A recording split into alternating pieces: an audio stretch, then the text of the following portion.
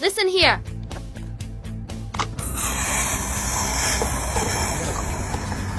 What do you hear? That psh sound when I unscrewed the fuel cap. If you take this to a repair shop, mechanics will just tell you to add fuel additives. You'll spend a lot of money, but the problem won't be fixed at all. Today I'll tell you the real cause. It's this charcoal canister purge valve. Every car has one. If it breaks, vapors get trapped in the fuel tank. It can't vent properly. This is why the overflow prevention function is triggered by mistake when refueling. Also, when you cold start in the morning, you always smell raw gasoline, or your car has weak power with high fuel consumption. Just spend $8 on a new one. Replace it. The problem will be solved immediately. Isn't it super simple? Have you learned it? Follow me. My homepage has 1,000 pieces of car knowledge.